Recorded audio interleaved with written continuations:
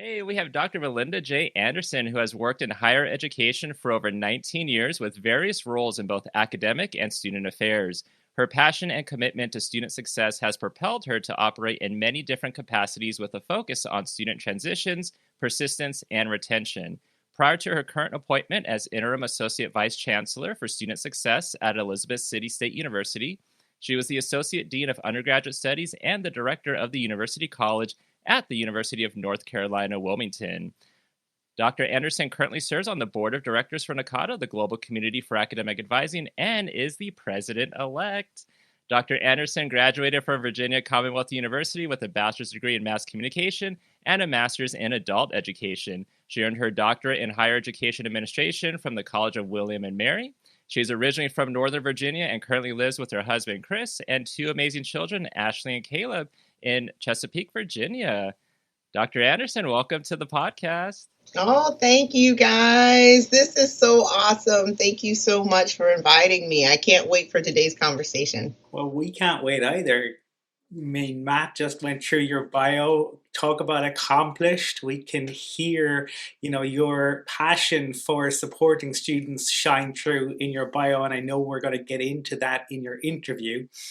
We always like to give our listeners an opportunity to get to know you and your path into higher ed a little bit better, to explain where how you got to where you are today. So could you talk to us a little bit about that, about your path into higher ed? Sure. Well, it's one of those interesting stories that I love to share with my students because they often say, I didn't know higher education was a career path. And I respond, me either. When I was in my bachelor's degree program, I thought I was going to be the next Oprah Winfrey. Okay, I was mass communications. I had my own radio show. I was interested in maybe being in television. And then I realized I was a better producer than I was on air talent. And I just really loved being a peer advisor in our mass comm program. And my academic advisor at the time, she said, well, if you really like what I do so much, you can get a master's degree and do this. And I said, do what? And she said, advising. And I said, are you serious? Like I could be in college forever? And she was like, yeah, you can. And I was just over the moon with this idea or the concept, right, of helping students find their pathway in life, because that's what I was doing as a peer advisor. People were always asking me, should it be public relations or should I do mass communications or should I do advertising? Should it be strategic or should it be, design? And so I always found myself really wanting to always help students kind of clarify which direction they wanted to go. And so that was kind of my entry. My first job out of college actually was it was a web designer. I worked for the Marine Corps, and I was in Quantico, and I just was in front of the computer screen all the time, and I really missed people. And so I did decide to pursue the master's degree, and then my first job was in student activities, which is very different, right, from being around the Marine Corps with all that discipline around me to, 18-year-olds who were trying to figure it out, right? And I'm not too much older than them, right, at this point. I'm probably 23, 24 at the time in graduate school. But I learned so much about, because I always tell people that I really, I feel as if I was, born in student affairs and I grew up in academic affairs. So I stayed in student activities, and then I worked at the community college, and that's when I was introduced to this idea of student leadership development and broad academic advising support, the idea of a one-stop shop model. I don't know if either of you have ever worked in a community college system, but just really wanting to, you wear so many hats. I was just a blessing to be a part of many different aspects of the community college system. And then I worked in Res Life, which I'm telling you right now that anybody who works in higher ed should spend 1 month in a residence hall. Have you guys worked in residence life? I have not, but we've had guests and I've had colleagues that have worked at Res Life, and they like that they had the experience in Res Life, but they are glad they don't work in Res Life anymore, and they're not on the 24/7 clock. Yes, Matt, you summed that up beautifully. Look, I was in Res Life. I didn't live on, but I had a hall of 1,000 freshmen and sophomores, and it was in the old building that I went, that I lived in when I was at VCU. So it was kind of surreal. I was like, oh my God, I was here as a sophomore, and then here I am managing this all just like a couple years later, and you learn so much. And shout out to like my higher ed nerds, Chickering, right? The 7 vectors. OMG, it is a petri dish. You are watching student development happen in front of your eyes. But what I loved about students, and which I still love about students, is that you're watching them come into themselves. And from an academic advising perspective, you're still working with students in their lives, but it's just one particular aspect of their lives. I think Res Life, it was like their whole life. They showed up. It was everything. And you were like, oh, please put that back inside the box. But when you're in academic advising, sometimes their whole life comes out, right? Sometimes it's tragedy. Sometimes, they're dealing with death and grief, or, they're dealing with mental health issues. But what I like about the work that we do in terms of student success, I'm dealing with all of that. And I really do feel like my growing up in student affairs has really helped me keep my humanity. It's helped me keep my heart in terms of the work that I do with students. Crisis management, nothing moves me after you've done a couple of years in around that lap of residential life and housing. But I think at the same time, it really does help me build really key partnerships across campus because my colleagues understand that I know where they're coming from.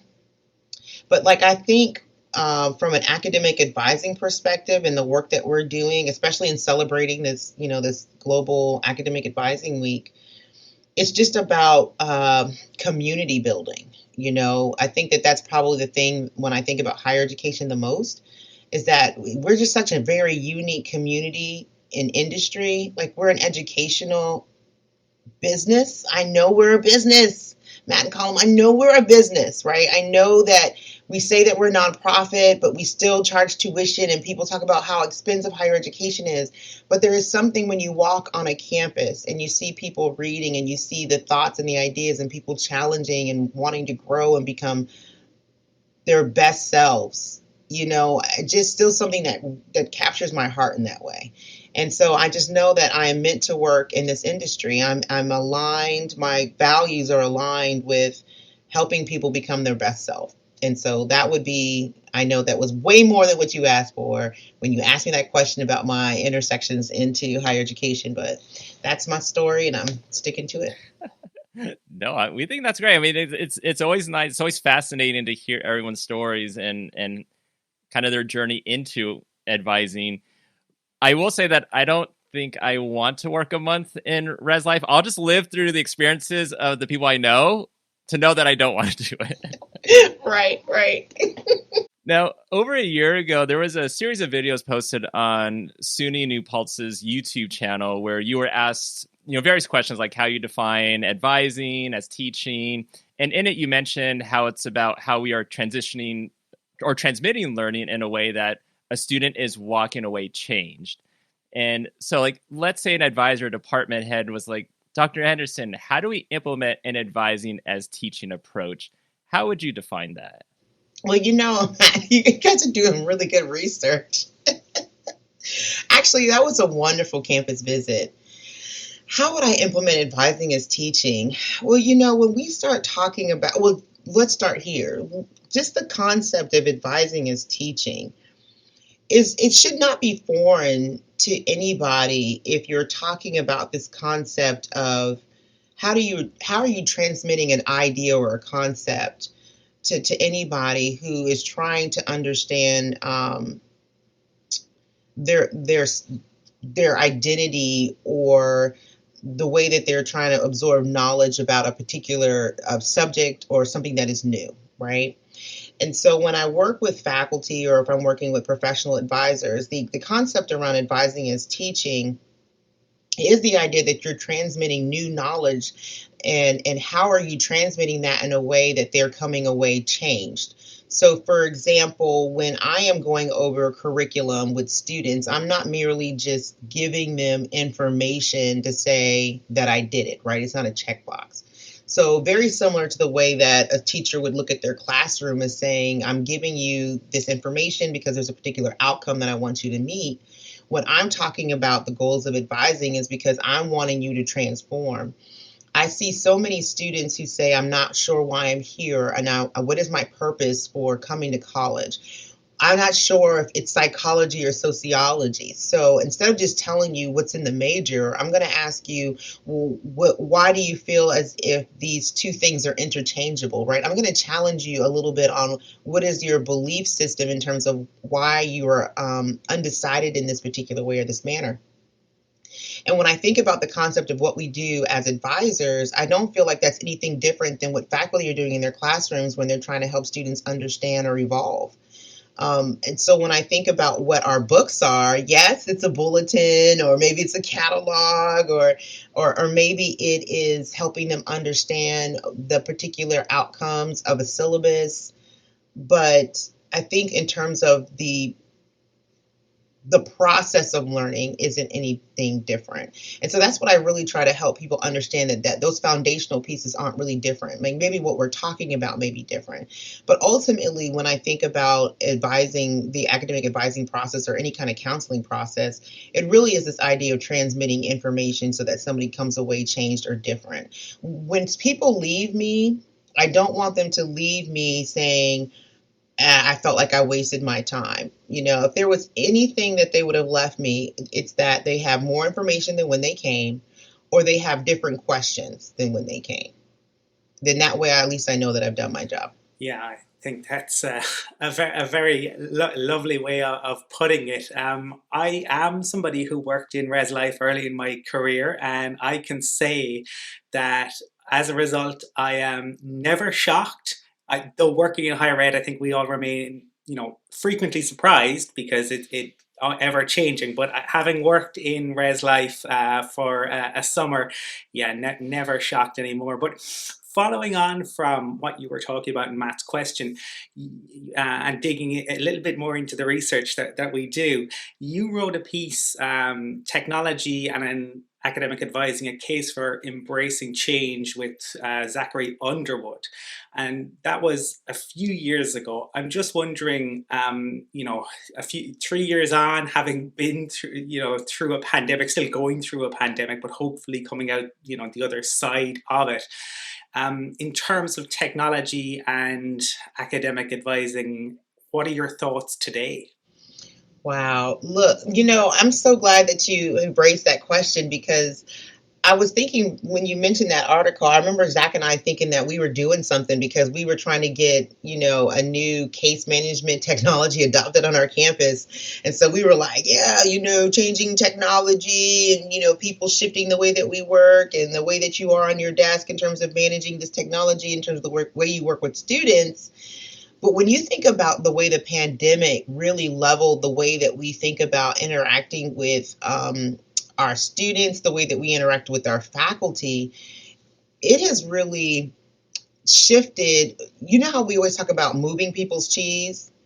Look, Matt and Colin, it threw it across the room. Okay, there was no moving cheese. Like, it was just completely, you just tossed. So I would say, to your question, I think that number one, people recognized how critical student services still were, even in a pandemic. So that even my campus, who sometimes we might have limited resources, it was critical for us to get Zoom software. It was critical for us to figure out how to use Blackboard Collaborate. It was critical to get this technology in the hands of faculty so they could still stay engaged with their students, right? That even though technology may be expensive, when you think about the cost benefit analysis of not being connected to your students, it was a cost that nobody really wanted to see, how expensive it was going to be to not be connected to your students, So the idea of creating, like, we have Zoom lobbies now, which, so we had faculty who were like, Dr. Anderson, help me with this Zoom lobby thing. Tell me about this. What does this look like? And we were like, yes, here are the directions. This is what it looks like. So just this idea of a student clicking on a link on their phone and having somebody's face there and saying, how can I help you with paying your bills, or how to help you with financial aid? I mean, yes, could we have been doing these things if we wanted to be, just using technology for technology's sake? Yes. But the pandemic created, I always like to think of it as an accelerant, right? It was a catalyst. Like, these challenges that we always had were always there, but it really just kind of just put like the fire on the gasoline, right? And so then we really had to figure out, how are we leveraging technology to reestablish or restore some of the connections that were broken and lost. But then we still had a lot of our students in our rural communities, for example, they didn't have the hotspots, they didn't have the Wi-Fi accessibility. They didn't have the computer accessibility. And so I was just so proud of our campus, how we just stood up and said, okay, how can we get computers in their hands? How do we get hotspots in their hands? What can we do to get this technology in our students' hands? So I will say that technology doesn't solve all the problems. If anything, we created a technology solution here in Elizabeth City, and then we still had students over there that were like, well, that's great, but I'm not in Elizabeth City, so how do I get my hands on that? But I think that, our ability to invest in our students in that way, I think was just, I love to see it. And it was just wonderful to hear my provost and my chancellor say, what do you need us to do? How can we help? What are the students' concerns? What do we need to do? And for me, being able to ask students, like, what do you need? How can we help? And we try to get it to them as soon as possible. So definitely, I think the pandemic set us on a course where we saw how technology could help. But then it also revealed just so many gaps, that you have to think holistically about, yeah, you can solve this problem, but then are you creating this problem? And then how do you address this problem over here? Because, we never had a computer requirement before, right? We never said everybody needed to have a laptop. We never really thought about where our students lived, right? Because they all came to campus. But the pandemic, right, shut a lot of that down. But, if anything, I would definitely tell you that if I was not a systems thinker before, OMG, I am now. I just think that sometimes, somebody told me the other day, you can never waste a good pandemic. You can't waste a good crisis. Like, sometimes it really just sharpens you as a professional in ways that you couldn't have imagined. So, yeah.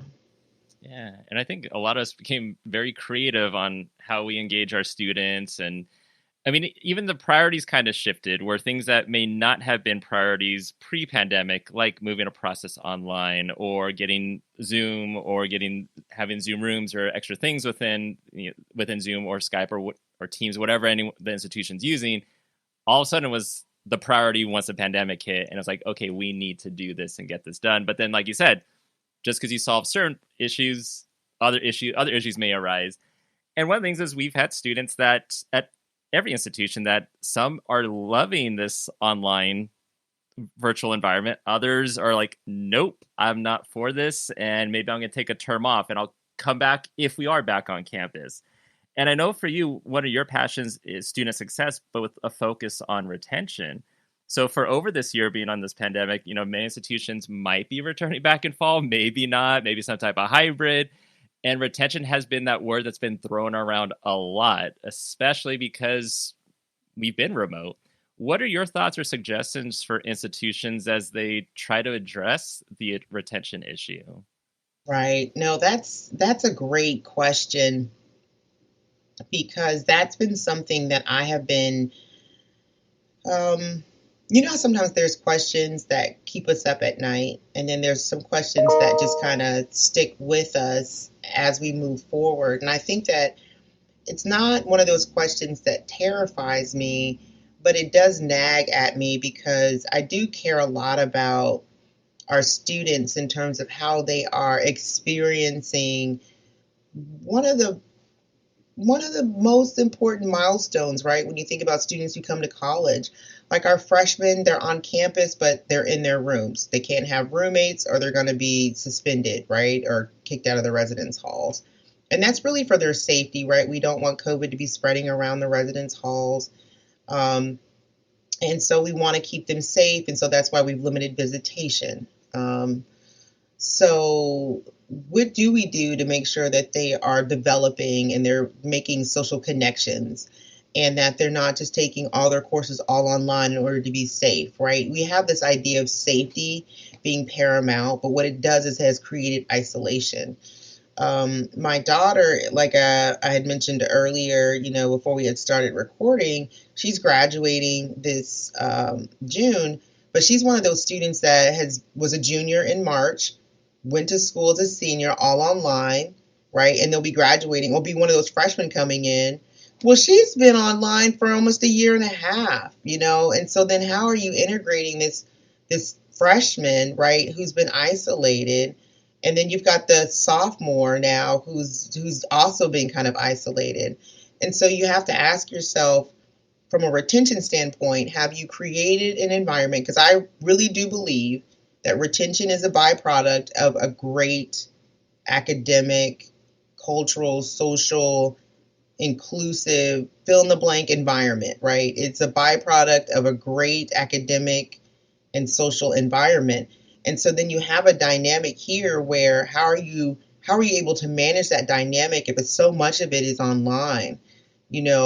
So much of it has been taken out of the control, based on a lot of it um, being virtual in that way. So when you start talking about establishing relationships, how are you able to help with the anxiety or maybe some of the fears or concerns that parents and students have had? Now, here we've done a really good job of, here's some virtual events, here's some things that you can do that is safe, here's some ways that you can come outside the residence hall, and as long as you're social distancing. We've actually are going to have commencement in person, but it's going to be a safe social distance engagement. We are actually going to have orientation in person for freshmen this summer, and then we are going to revert to classes, where we have pretty much the same percentage of online classes the way that we did prior to the pandemic.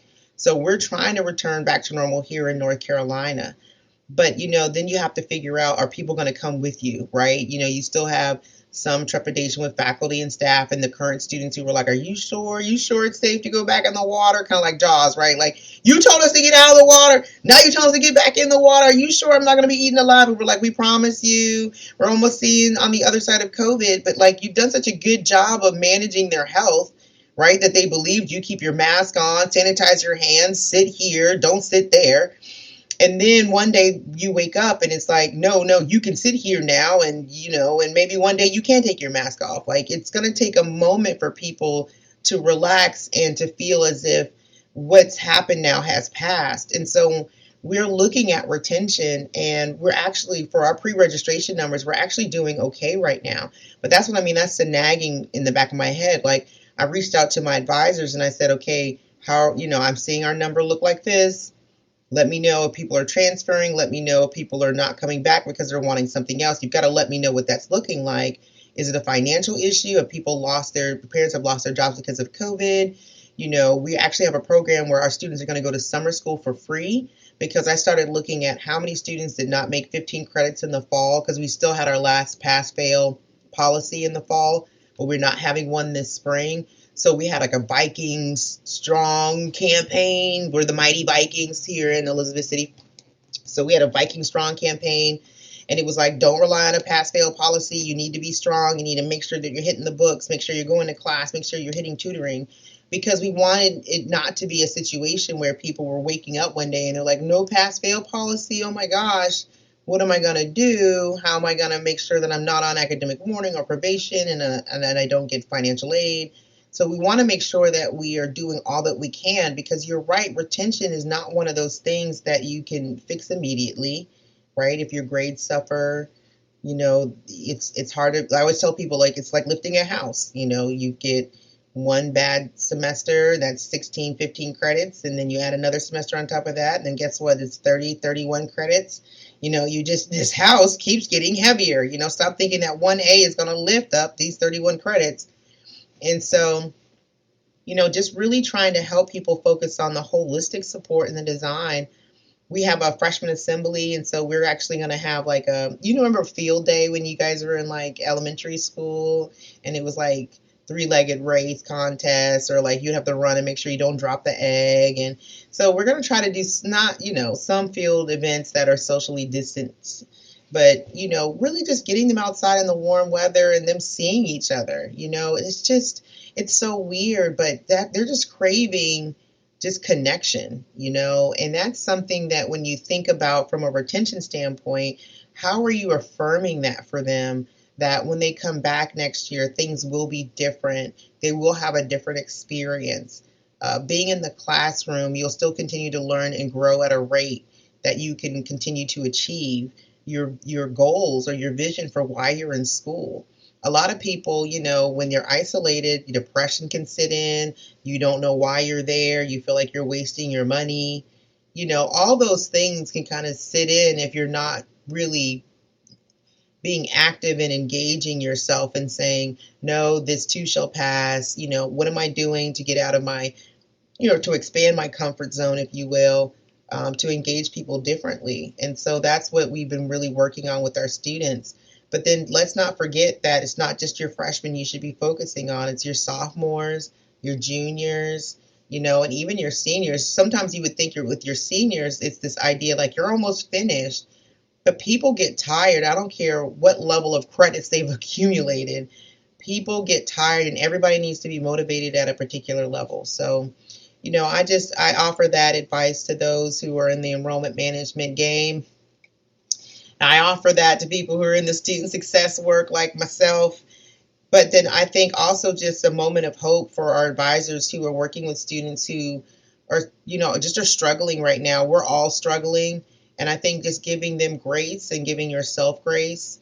Sometimes you can't pick everybody up. And so I don't want people to be down on themselves because they haven't been able to pick everybody up. But I think that sometimes people they do need that reminder, that I always tell people this. You guys are going to love this. I say, raise your hand if you've ever been in a pandemic. And nobody raises their hand. So I say, give yourself some grace. And, nobody's been here before. So nobody knows how to navigate this thing, And so just encouraging your student, encouraging yourself, like you've never been here before. You've never seen what retention rates are going to do in a pandemic. We just don't know. And so we just need to take time to figure out what the right move is. But you have to give yourself that flexibility and that freedom to figure out how do you change your pathways, and to keep looking at the data and to keep talking to your students. If anything, more than ever, they need hugs, and you can't hug them, but they do need hugs more now than ever. But this is our reality. We're all operating in very, very new spaces. Linda, do you remember your first tweet? I don't. Your first tweet was, "I love Nakata's energy." Can I say that I love Melinda Anderson's energy?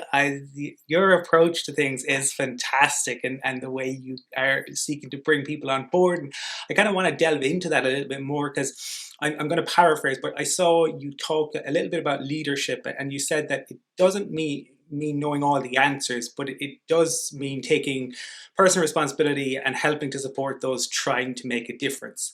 Can you talk to us a little bit more about leadership and what leadership means to you? Yes. Oh, that is so funny. My first tweet,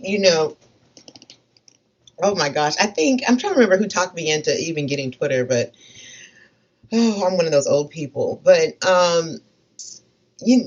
actually, I think you summed it up perfectly. I really do feel, from my perspective, leadership, it really is about establishing a vision and understanding where it is that you need to be leading others. But that doesn't mean that you have all the answers. I really do believe that. I mean, if it was up for one person to be the smartest person in the room, you are in the wrong room.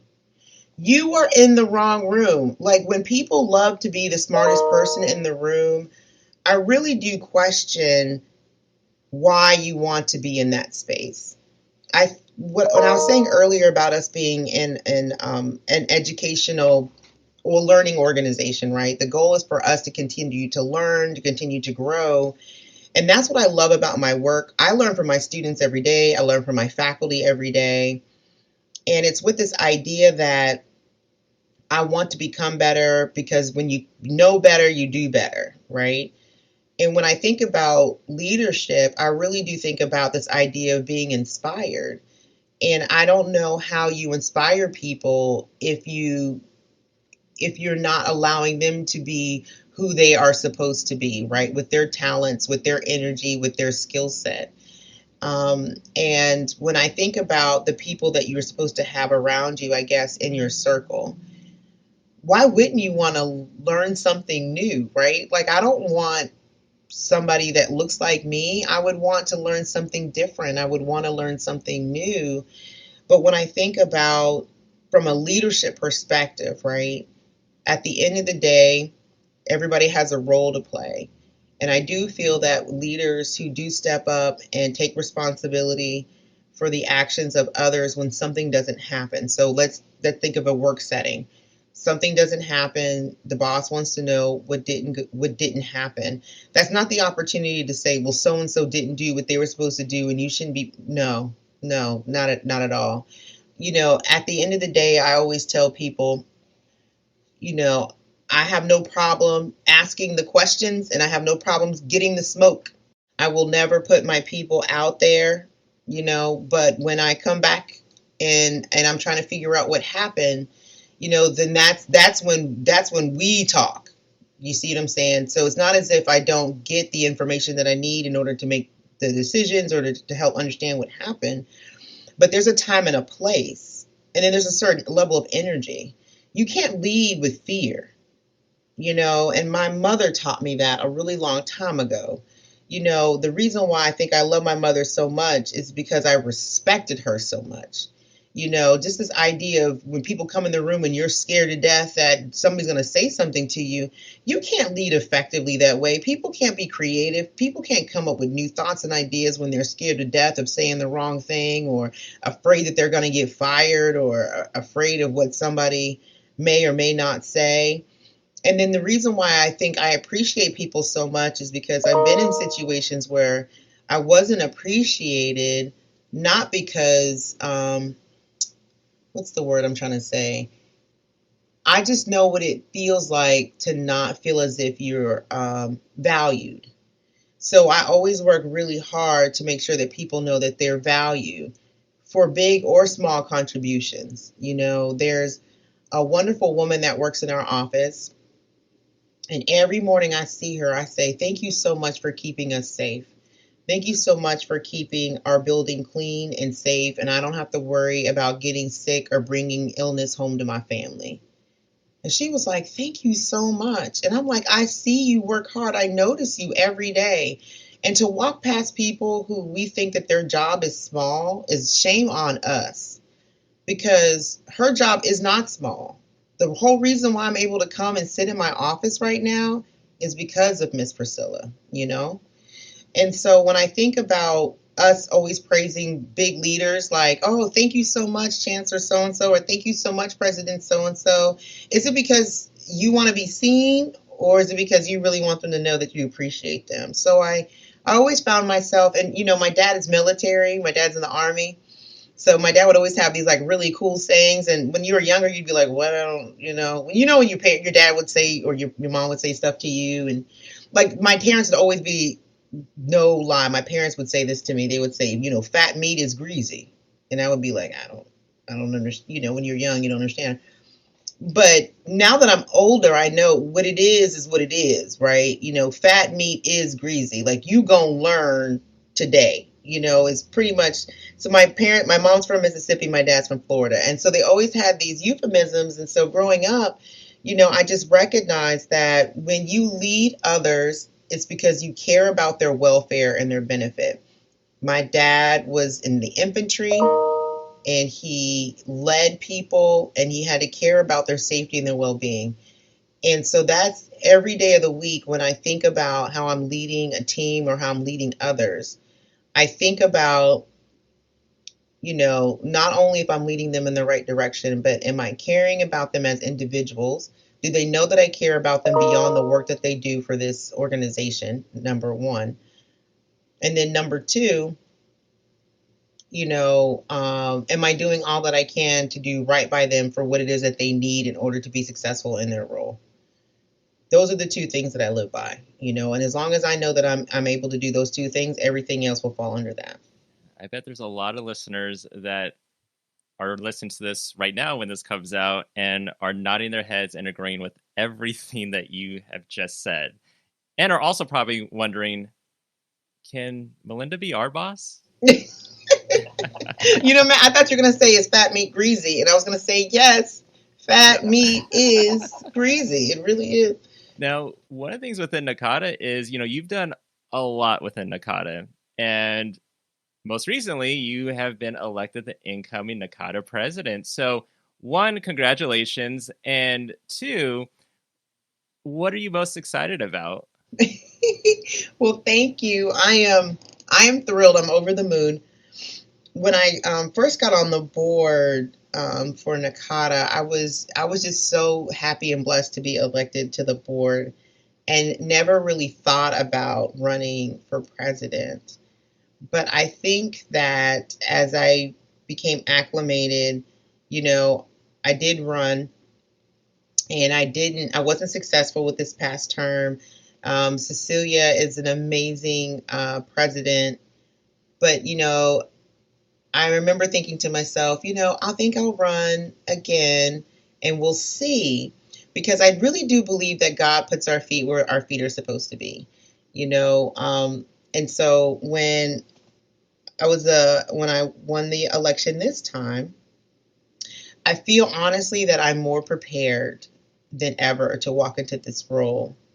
I think Nakata is at this cusp of change in terms of how we move forward as an organization with a new vision and a new mission and new strategic goals. And so I feel like I'm supposed to be moving into this phase right now as we start these conversations about what does this look like for us now. So when I think about what I'm excited about, um, I think it is about having these conversations. We just went to several of the regional conferences to have conversations with members about, well, this is our proposed vision and mission statement, and these are our proposed strategic goals, and hearing the feedback from the membership about what they think the future of Nakata should hold for us. And when you're just hearing that feedback, I think that that's the part that I was excited the most, just kind of hearing, the agreement of like, yes, yes, we need to be moving in this direction. But then also hearing wonderful things like, for example, we have, is Nakata is a leading and not Nakata is the leading. And people are like, what's wrong with being the leading, and not a leading organization, right? So then I just love advisors, right? Like the wordsmith, let the wordsmithing begin, and just really hearing their thoughts about how proud they are to be a member of Nakata and saying, we're premier, we should be doing this. And then their thoughts and concerns around diversity and inclusion. What does it mean to be global, and how do we create a structure to incorporate what it means to be global? And so those are the conversations I'm excited about diving into. Um, Everybody's talking a little bit about, I can't wait for us to be in person again, as we kind of go into thinking about annual conference, and it's supposed to be in Cincinnati. So I think that those are the kind of things I'm excited about, the idea of being able to see your colleagues in person again, maybe, hopefully, but then also recognizing that the virtual space that we're currently operating in has really helped a lot of people. A lot of people feel they are still connected with seeing their colleagues, even though we are working in virtual spaces. Like just having this conversation right here is amazing. And so those are some of the things that I'm looking forward to coming into that role. And maybe then kind of drawing on that a little bit, because this episode is coming out on the Monday of Global Advising Week, and it is really a year and a bit into the majority of people being online, working online, supporting students online. And the next phase is going to look different for different people as it moves at a different pace.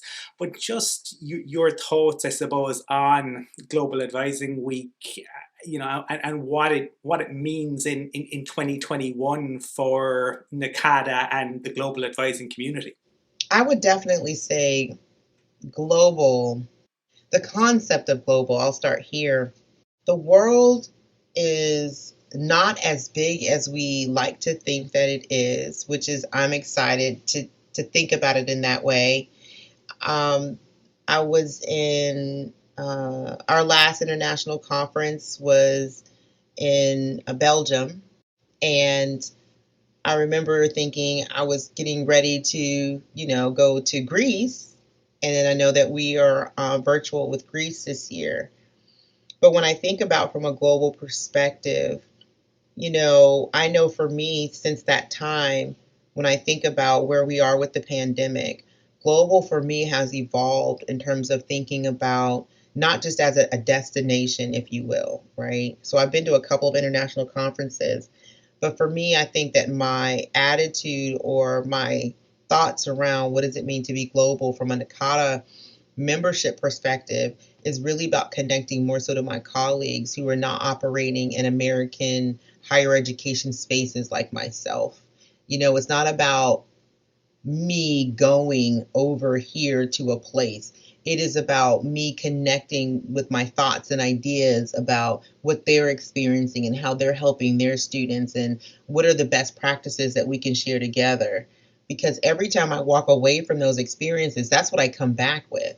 So when I think about the pandemic, and you're cutting down the idea of traveling, and you're cutting down what food are you eating, and you're cutting down like where are you staying and what hotel you're staying. When you get down to the brass tacks, that's all that we're really talking about. And those are the things that you still get excited about at the end of the day. Like, even though it's a virtual international conference, at the end of the day, that is the conversations that we're having. Those are the things that you go for. Those are the things that I'm excited to still talk about. And so when I think about as we move into this global advising week, we're still celebrating supporting or helping to support our students with excellence in academic advising globally, right? And so the idea of celebrating our colleagues across the world is what this week is designed to do. And so it's not about it being a particular destination. It is about us coming together as colleagues across the world with the shared and mutual interest of the way that we're working with our students. And so that is what I'm excited about the most in terms of seeing and connecting with. And so I just wanted to share the way that my thoughts have been evolving, because the more colleagues that I get to know that are operating outside of different spaces, the more educated I am about what this concept of being global truly means in Nakata. So That's well put. I mean, it's not necessarily that destination, but it's a destination to advise no matter where you're at, but also to rejuvenate your mind and get new ideas. Absolutely. And one of the things within Nakata is they've been posting over the last year, like a leadership spotlight series that they've been posting on social media. And yours was posted. And one of the things that stood out was it mentioned how you love music, you love wine, and you love laughing with friends, as well as you've watched Lord of the Rings over 500 times. So let's make this fun. Is there a type of music or a musician or a group that when you need to take a break from the world is your go-to music? And if you have a glass of wine listening to that music, what type of wine is it? Oh my gosh. So, I love this music question. So Tank, was it Tank and the Bangas is what I'm listening to right now. Because I fell in love with, I think it's called what, Tiny Desk? Is it Tiny Desk? Oh my gosh. So I am one of those music people, because remember I told you it was mass comm major, I had my own radio show, and so I did Latin and jazz was my radio show. So I mean, I love R&B, hip hop, rap, reggae, go-go, DC, shout out to my Northern Virginia DMV friends. And but I also played the clarinet for 7 years, and I played the violin for 2 years. And so I love classical music, and I love all types of music. And my dad, his favorite band is Steely Dan. So I grew up on Steely Dan and the Beatles. And then he introduced me to Jimi Hendrix, right? So I come to school and I'm like rocking out. My brother introduced me to Queen. And so that's what I listen to. I listen to Steely Jan's Pandora Station. That's what I listen to when I really need to just like relax. And I love, I'm into reds now. So I'm into sweet reds. I used to be into like Rieslings, but I switched to reds recently because of my sister. She was like, your wine tastes need to evolve. And so I told her, I said, I can't go into really dry reds. And so then I decided to go into sweet reds right now. So that's where I am. I used to be in all the sweet wines, the Moscato, and then I had people tell me like, that's not real. Like come on, come over to the red side. I know. My sister was just like, what are you doing? You need a Shiraz, you need a Merlot. And I was like, I'm coming. Just stop rushing me. I'm getting there, you know. Final one from me. I've seen you mention this quote a couple of times from Jennifer Jocelyn: "Get a major, get a mentor, get a moving." Talk to us and our listeners a little bit about that. Jennifer Jocelyn. If anybody has a chance to meet Jennifer, if you're listening to this, you know I love you, girl. Jennifer, I was at it was one of my first annual conferences, and she was there, and she was welcoming all the members.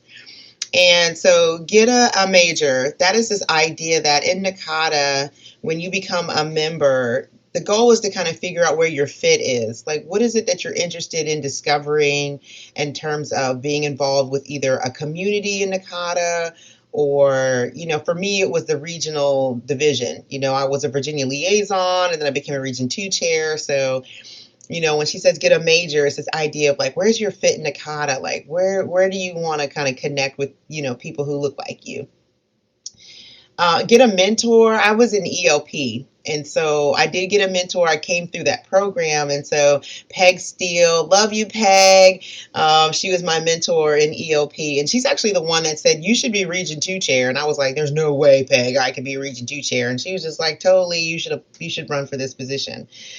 And then get a move in, which is what I love, because you can do all these things. You can get a major and you get a mentor, and then you might not do a dang on thing and you don't have no results to show for it. And so Jennifer was saying, once you get those two things established, you need to do the work. You need to do the work, which advisors are not, it's not foreign to us to roll up our sleeves and to get busy. We tell our students to do it all the time. And so that's exactly kind of what I live by as my mantra. So I tell people all the time in NACADA, you get a major, you get a mentor, and you get a move in. And let me know if you have any questions, and I'd be happy to help you along the way. Nicely put. And as we wind down with the interview, of course, Charlie Nutt is retiring in a couple months. So this is Global Advising Week. This is a tribute to Charlie in a sense, too, during this week. Is there anything you want to share, say, to Charlie, about Charlie, story? Yes. Well, Charlie Nutt, Dr. Nutt. So Charlie, anybody who's ever met Charlie knows that he is just amazing. He's very warm. He's very charismatic. And he wants you to be successful. He wants you to feel connected to the association. And my favorite story about Charlie, it's his bless your heart. Bless her heart, bless his heart. Like, he'd be across the room, you'd be like, bless his heart. You'd be like, oh Lord, I hear Charlie somewhere by. Somebody's blessed somebody's heart. And and I know that old Southern euphemism sometimes means something bad happened, but I just know that Charlie's heart is always been big. He's always helpful, and he always wants people to feel connected and and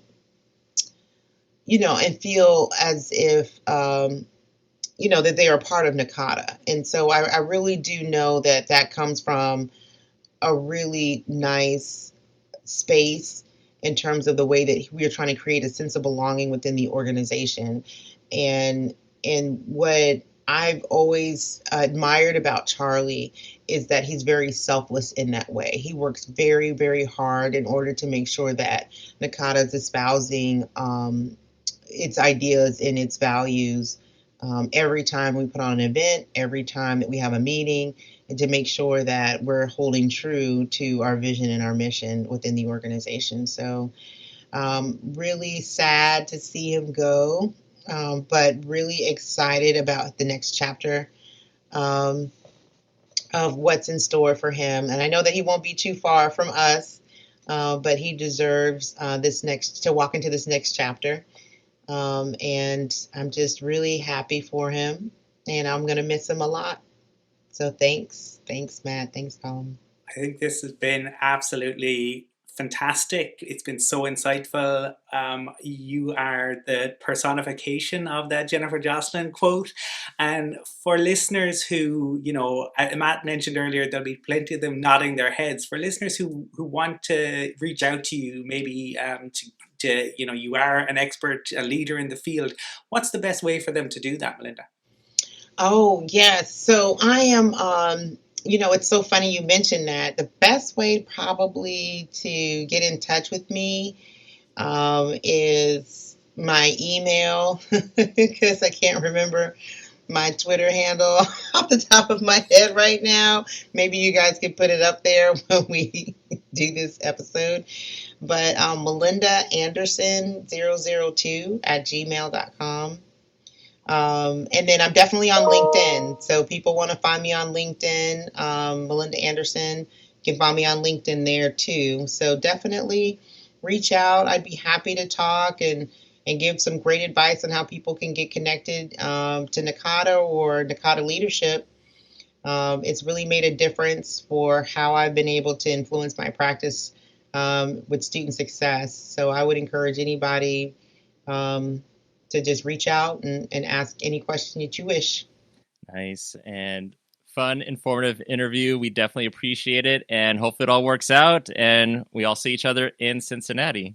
Absolutely.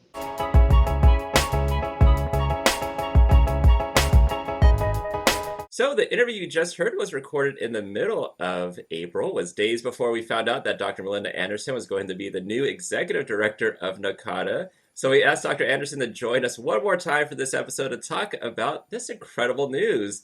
So Melinda, welcome back. And oh my goodness, congratulations on this. This is amazing. So what happens now? Are you both incoming president and the new executive director? I just want to thank you both for, allowing me to kind of come back and have this discussion. But no, actually, now that, I've been offered and accepted the position, I have to resign from the board, right? It'd be hard to, honestly manage yourself, right? In that sense, right? Because the executive director supports the vision of the board of directors for NACADA. And so I will have to resign from the board. And then there is a process that will be in place for them to move forward with selecting a new president. And then they will also have a process in place for what they're going to do to replace the board member.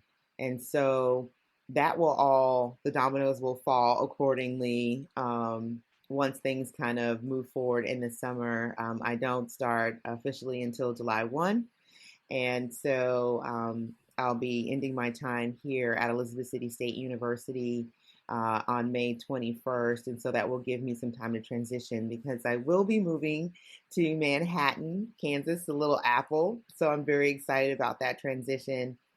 And so giving myself some time and space to do that is important to make sure that all those transitions occur. So yeah, so I will be resigning from the board, but I'm really excited to step into this next chapter professionally and to be able to lead and serve this amazing organization. I think NACADA means different things to different people, but I think ultimately at its core, NACADA has been able to support so many of us professionally. And when we think of the field of advising, or when we think about our profession as academic advisors, and in the field of student success, NACADA has just been paramount in leading that vision for how we work and how we think on our campuses. And so just to be a part of that executive office and to be a part of the new vision moving forward. I can't wait. I'm just so thrilled, and I feel very blessed to be able to take on this opportunity. Well, I can say certainly, echoing Matt, congratulations, but also I'm really excited as well. After we spoke the last time, I was really buzzing off that conversation, and then I saw the announcement. I thought, great, like I think Melinda's going to be a fantastic executive director. And it's interesting, though, you were saying about the dominoes kind of falling in different pieces, having to go into place because we're recording this on the day of the NFL draft, and that is all about different dominoes. If somebody gets taken, then someone else has to slot in and all that. But I suppose we heard you speak so eloquently about leadership and about NACADA in our previous interview. I'm just interested in terms of applying for this position. What was it something that you kind of thought instantaneously? Was it something that you reflected on for a while? I suppose what sparked your interest in it? Oh, well, I love that question, Home. Thank you. It's, honestly, I've been a member since 2009. And so we all know, I came into the organization knowing Dr. Charlie Nutt. And so when he had announced his retirement, it was not a thought in my mind, that this would be an opportunity for me. But as I started thinking about it, and then the position description was shared, and a lot of people, you always have that like trust circle, right? You have your people who tell you the truth no matter what. I recommend that everybody has that circle, because sometimes they have to tell you things that you don't want to hear, and they tell you things that you probably don't see in yourself. And it was like, well, why wouldn't this be an amazing opportunity for you? Look at how committed and dedicated and passionate you are about student success and your journey, and you understand the organization. But then think about the work you've done on different types of campuses, being at PWI or Research One, and now currently at an HBCU. You would be taking so many of those experiences with you. And so I started looking at the position, and I saw that it was also teaching professor. And I thought, I would love to teach in the College of Education at Kansas State. Phenomenal program. We have the PhD for academic advising, and then the master's program and the certificate. And so I think honestly, sometimes we don't see ourselves in those spaces. And sometimes it's up to our friends or trusted colleagues. And I'll be honest, even my mom was like, well, why wouldn't that be you? Isn't that what you love to do?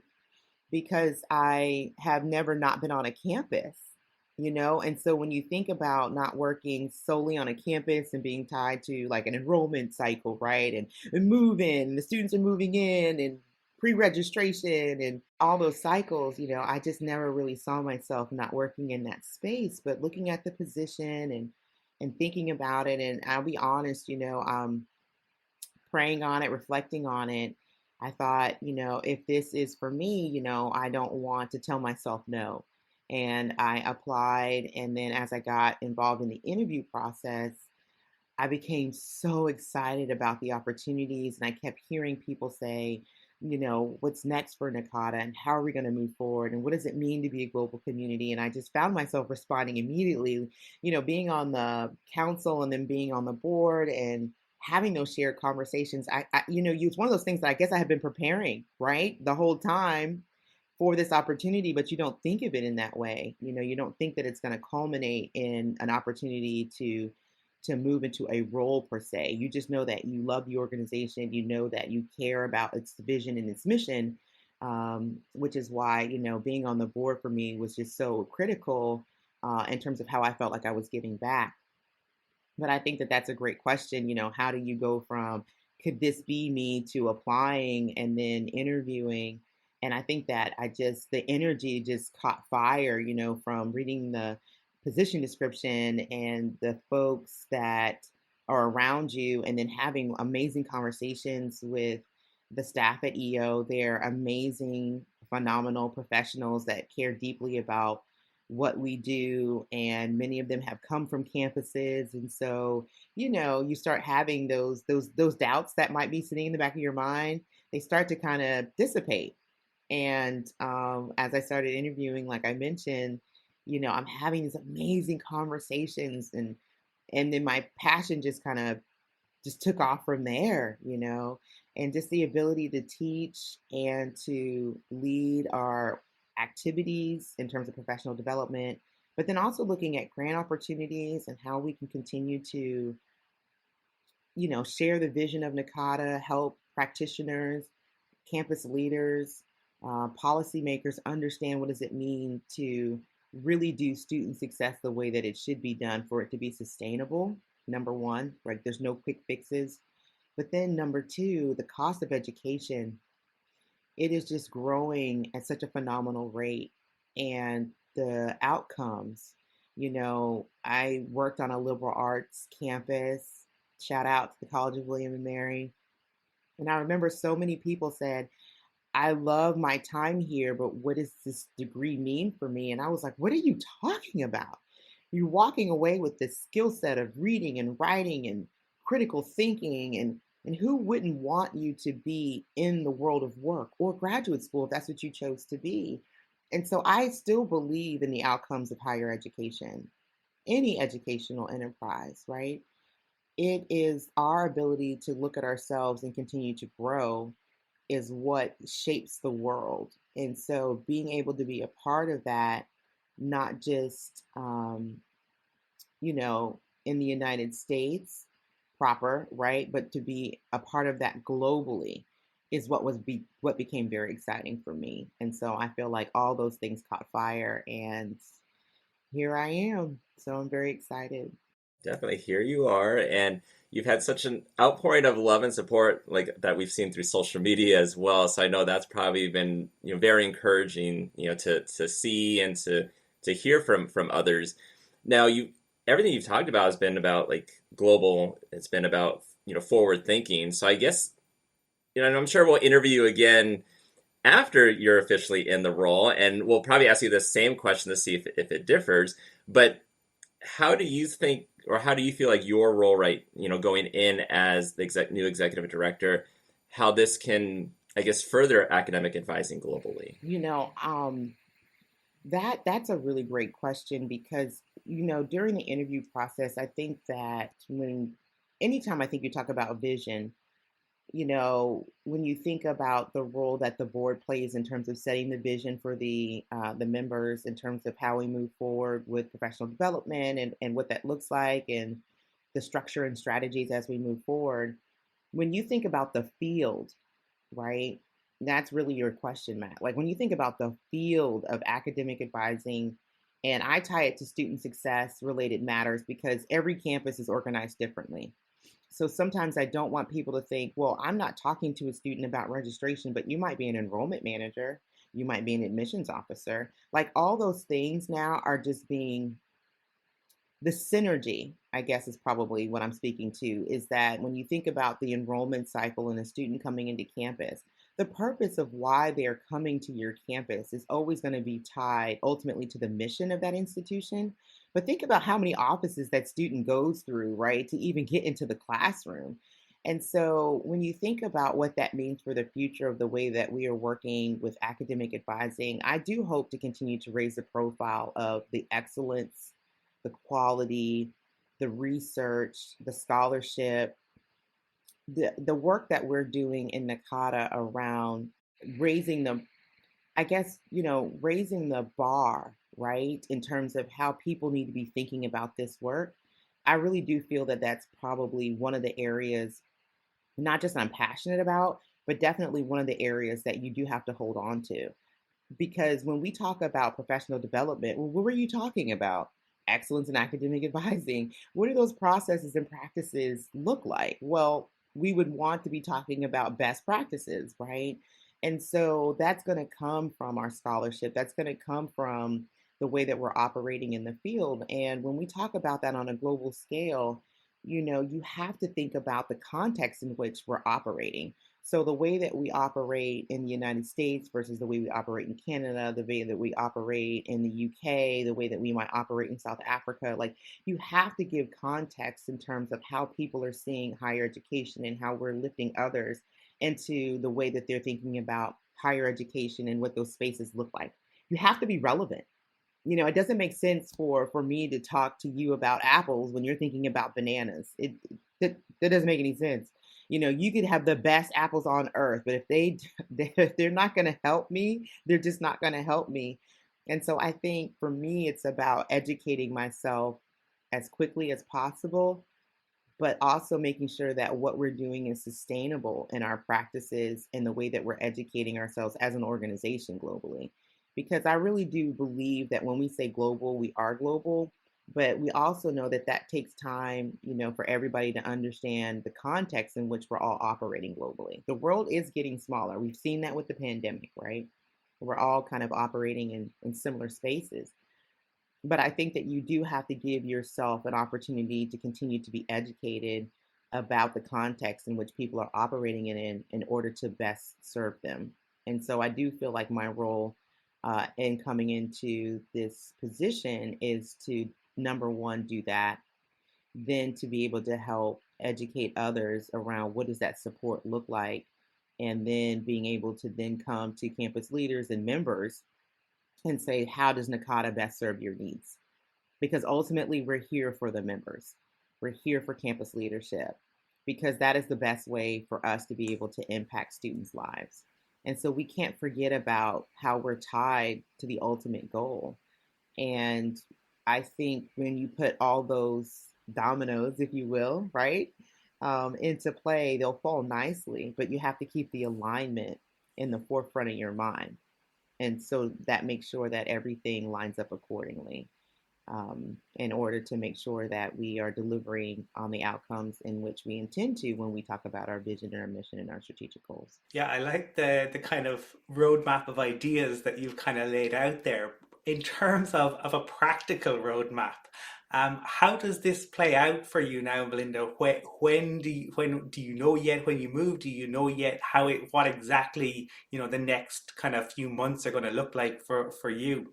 Oh, I think I could probably talk a little bit. I think it's going to be an interesting conversation maybe when we get together, maybe later in the year. But practically speaking, tying up, my time here, Elizabeth City, I don't know if you guys are aware, but we are really struggling right now with a lot of social justice issues with the impact of the murder that happened in the city. We are, as a campus community, coming together, right? And so tying up my time here, making sure that my students and my faculty, my staff, campus leadership is okay. It sits heavy on my mind right now, but practically speaking, my time does end on the 21st. And then I will be moving late July to Kansas in order to be in place. And then in that time of transition, definitely working remotely, getting up to speed to make sure that I'm aware of kind of all the things that are happening. There's a lot happening. Our organization, 15,000 members, lots of activity. We have summer institutes, we have the international conference, and those are just the things that I know about from my board perspective, right? So imagine, when you start pulling back the curtain and you start seeing all the magical operations of EO, of how I would be involved. And so lots of transitions, lots of conversations with the current executive director, Charlie, as he transitions, me coming in. It will be lots of conversations to figure out what transitions now, what are the priorities, what are those things that we need to be paying most attention to, what's in the middle, and what are we planning for long term. And so I think as I move forward, I think it's going to be a matter of trying to understand what we talked about, urgent versus important. I remember I always had those conversations with my student, like what's urgent is important and what's important is sometimes urgent. And so you've got to understand like where they stand in that box. And so it's going to be a little bit of sorting that out. But then I also think about I'm a big believer in relationships, right? And so my relationships with EO staff will change, right? As a board member, then to becoming, a supervisor and really, getting to know people from a different perspective. And so I'm very sensitive to that. Charlie is amazing, but I'm not Charlie. And so just paying attention to the humanity, right, in the process as people transition and start thinking differently about what does this change mean for me? Because people love change, right? He's like, I'm ready for change. And then it's like, all right, change that shirt. I love this shirt. What's wrong with this shirt? Why can't I keep this shirt on? And then you're like, okay, calm down. You can keep your shirt on. You said that you were ready for change. Maybe I was moving too fast. And so I think that that's also going to be a part of the process. But, I think about, have you got, it's like strength binders. So I've taken, strengths. And my first one is restorative, and my second one is context. And so I think about how those two have always played when I've come into a new leadership position. I'm always listening first. I'm able to make decisions, but I need to make sure that I have enough information in order to make sure that we're moving in the right direction. You can't always wait for 100% of the information to make a decision because sometimes things are urgent, right? What's important, urgent. And so I think that's probably, practically speaking, going to be one of the things that I have to think about first. So understanding what's in front of us, what's urgent, what's important, and then organizing the work, but then making sure that I'm paying attention to relationships as we move forward. And then ultimately, we've got, our members that we're consistently serving in different ways. So, I just mentioned two events, Summer Institute, International Conference, and then the annual conference. It's coming right around the corner. Hopefully we'll be able to see lots of people in Cincinnati. But then there's the sensitivity to budgets and the pandemic and people feeling comfortable with travel. So we're still, operating in different spaces. So you have to think about how all those things do play into the context of how we move forward as an association. So those were just some of the things that I've been thinking, practically speaking.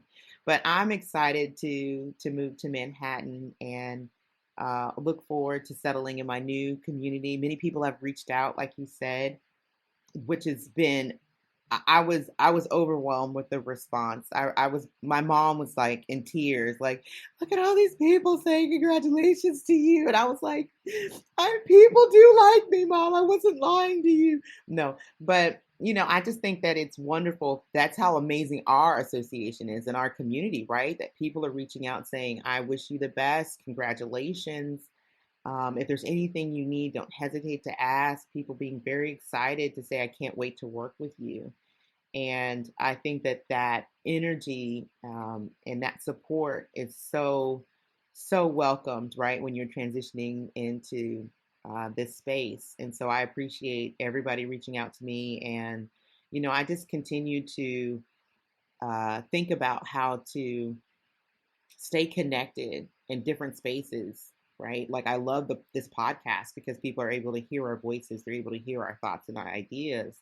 And so how do we continue to leverage that energy and stay in that space as the vision of Nakata moves forward and we start operating in different spaces? And so my mind is always thinking, especially early in the morning or really, really late at night. And so those are some of the things that I think about in terms of like my 10-step checklist that I think about. Those are some of the things that are on that list. Well, hopefully on occasion you can turn off your mind so you can go to sleep and get some rest as well. Yes, I do. Look, sleep hygiene, I tell all my students, and especially my daughter, she's graduating senior from high school. I'm like, look, sleep hygiene is so critical. You need to be able to rest your mind. So no, I do rest, but I think, they always say if you love what you do, you'll never work a day in your life. I do feel that way about the work that we do, with advising and student success. Our students, I know sometimes they drive us crazy. Our faculty, our staff, sometimes they drive us crazy, but I just can't imagine myself doing anything else. Well, I look forward to having another interview with you, maybe like closer to the conference, and we'll kind of see how things have progressed and, see all the great things that are going to be coming out of Nakata. I mean, there's always great things already coming out of Nakata, but I think, like you said, change is good. And I think a lot of folks are looking forward to the changes that are going to be happening, whether it's within the EO or just academic advising in general. And like you said, it's, as a global network, it kind of seems like since the pandemic, we know that it's a smaller world, and we can always connect and build those relationships, just like you said. But Melinda, we're grateful for you to be on again with us to kind of talk about the new position that you'll be having. So thank you so much for joining us today. No, thank you, Matt, Colin. Thank you so much for having me. It's always great talking to you.